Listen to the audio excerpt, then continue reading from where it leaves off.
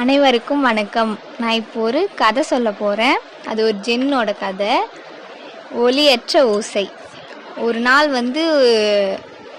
ஒரு பெரியவர் ஒரு கோயிலில் டெய்லியும் புத்தரை பார்த்து டெய்லியும் தியானம் பண்ணுவார்.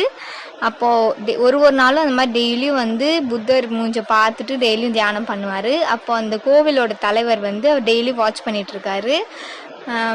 அப்போது ஒரு நாள் பார்த்தீங்கன்னா அந்த தலைவர் பெரியவர்கிட்ட கேட்குறாங்க, டெய்லியும் தியானம் பண்ணுறீங்களே, அப்படி புத்தர் உங்களிடம் என்ன சொல்கிறாங்க அப்படின்னு கேட்டார். அதுக்கு அந்த பெரியவர், அவர் எப்போதும் எதுவும் சொல்ல மாட்டார், ஆனால் கேட்டுட்டு இருப்பார் அப்படின்னு சொன்னார்.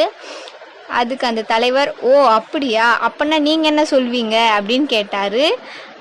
அதுக்கு அந்த பெரியவர், நான் எதுவும் சொல்ல மாட்டேன், நானும் அமைதியாக கேட்டுட்டு இருப்பேன் அப்படின்னு சொல்கிறாரு. இதுலேருந்து அவர் சொல்கிற பதில் வச்சு அவர் ஒரு ஜென் குருன்னு அப்படின்னு அந்த தலைவர் கண்டுபிடிக்கிறாரு. இதுலேருந்து என்ன தெரியுதுன்னா, தியானம் என்பது எதையும் யாசிப்பதல்ல, தன்னுள் மூழ்கி தன்னைத்தானே அறிதலே. மௌனம் என்பது பேச்சை நிறுத்துவதல்ல, அது ஒரு நிசப்த சங்கீதம். நன்றி.